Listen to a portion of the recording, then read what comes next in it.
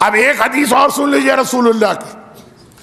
یا رسول اللہ پوری امت میں آپ کو سب سے زیادہ محبت کس سے؟ اب یہ وہ عقیدے والی حدیثیں نہیں آ رہی. سب سے زیادہ محبت آپ کو کس سے؟ کہا جو شخص اپنی بیوی کے ساتھ سب سے اچھا سلوک کرتا. پتہ نہیں کیوں پنجاب میں ایسے آدمی کو کہا جائے گا زن مرید، جورو کا غلام. ماں بہنیں زندگی ایسے آدمی کی ذکر کر دیں گی.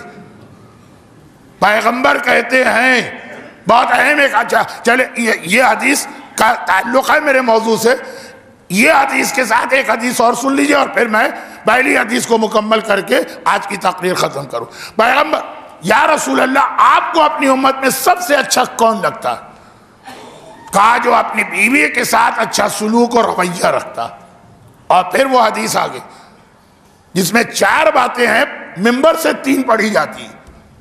استاد حسین انصاریان نے پوری حدیث اپنی کتاب میں نقل کی. رسول فرماتے ہیں یہ ربیع الاول کا مہینہ بھی ہے، پیغمبر کی ولادت کا مہینہ، ہجرت کا مہینہ، تو پیغمبر کا بیان اور آخری امام اور آخری رسول کے حالات بہت میچ کرتے ہیں. پیغمبر فرماتے ہیں کہ جبرائیل جب میرے پاس آتے ہیں 4 چیزوں کا اتنا حکم دیتے ہیں کہ مجھے لگتا ہے کہ یہ قریب لازم اور واجب ہونے والی. جب بھی آتے ہیں نماز شب کا بہت تذکرہ کرتے ہیں، اللہ کی طرف سے نماز شب، نماز کہ مجھے لگ رہا ہے کہ 5 نمازیں واجب ہے، یہ 6ٹھی نماز بھی واجب ہونے والی. یعنی اتنا یہ واجب کے قریب قریب ہے نماز شب. اور دوسرا مسواک، دانتوں کی صفائی، اتنا تذکرہ کرتے ہیں کہ مجھے ایسا لگا کہ جیسے وضو واجب ہے تو مسواک بھی واجب ہونے والی. تیسری چیز پڑوسی کا حق. کہا کہ اتنا تذکرہ جبرائیل کرتے ہیں کہ مجھے لگا ان قریب یہ حکم آنے والا ہے کہ تمہاری جائیداد میں بھی پڑوسی کا حصہ ہوگا. اولاد کا حصہ ہوتا ہے، والدین کا ہوتا، اب پڑوسی کا حق. اور کہا کہ بیوی کے بارے میں اتنی تاکید کرتے ہیں جبرائیل کہ مجھے ایسا لگا ان قریب حکم آنے والا ہے کہ بیوی کے سامنے اف بھی نہ کرنا، جو ماں کا رتبہ، فلا تقل لہما اف. اتنا تذکرہ، کیونکہ عرب کے ماحول میں بیویوں تک کو جانور کی طرح سمجھا جاتا، مارنا پیٹنا، ہاتھ اٹھانا، تشدد کرنا، غصہ کرنا، برا بھلا کہنا. جیسے بکری آپ کے سامنے آ جائے، آپ بکری کو 2 گالیاں بھی دے لیں تو کوئی آپ کو نہیں برا بھلا کہے گا، وہ تو بکری. عرب میں عورت کا یہی سٹیٹس تھا. اسلام نے عورت کو عزت دی بحیثیت بیوی بھی. ماں کے طور پہ تو دی عزت، بیٹی کے طور پہ تو دی عزت.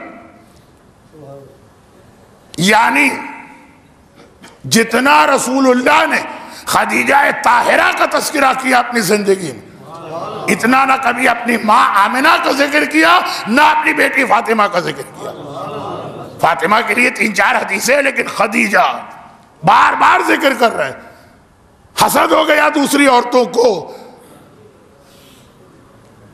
یہ بتا رہے ہیں کہ اسلام خالی ایک کلمہ پڑھنے کا نام نہیں ہے، حقوق الناس کی ادائیگی کا بھی نام ہے. اور حقوق الناس میں غیروں سے، میں جانتا ہوں گھر کے باہر اتنے پولائٹ آدمی مشہور ہیں، خوش اخلاق، ہر آدمی تعریف کرتا ہے. بیوی سے پوچھو، یا ہاتھ اٹھا دیا یا گالی دے دیا، غصہ کر دیا. 2 ایسی شخصیتیں جن کے بارے میں ایک لفظ اسلام میں آیا جو لوگ قبول نہیں کرتے. ابھی میں کیونکہ یہ اعلان ہو گیا اس لیے جملہ کہہ رہا ہوں. پہلا عشرہ میں نے ٹورنٹو میں پڑھا، کینیڈا. دوسرا عشرہ مسیساگا میں پڑھا، کینیڈا. تیسرا عشرہ مونٹریال میں پڑھا، وہ بھی کینیڈا. تینوں عشروں میں یہ بات مجھے پڑھنا پڑی، لیکن وہاں لوگوں نے قبول کیا اس لیے کہ وہاں کی حکومت کا قانون ایسا. میں نے کہا قبول کیا تو فائدہ کیا. اگر قبول کیا حکومت کی وجہ سے، قبول کرے اللہ اور رسول کی وجہ سے، تو ثواب تو ملے گا نا کم از کم. 2 چیزیں، نمبر 1 محبت، اخلاق وہ اپنی جگہ.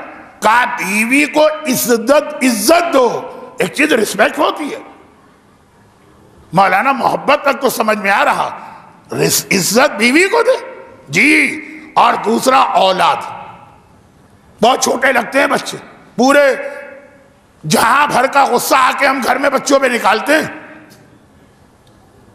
بچوں کو عزت دو، عزت یہ لفظ ہے روایت میں، بیوی کو عزت دو، اور محبت تو اپنی جگہ، سلوک تو اپنی جگہ، انسان سمجھو.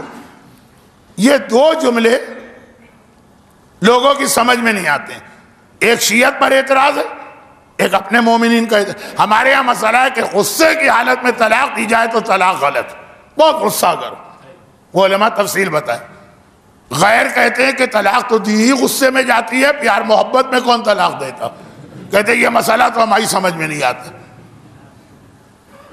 اور اسی طرح یہ غیروں کا اعتراض. اپنے یہاں کا مسئلہ کہ اگر اولاد کوئی غلطی بھی کرے اور اسے سزا دینے کا حق ہے تو شرط یہ کہ غصے کے عالم میں سزا نہ دو.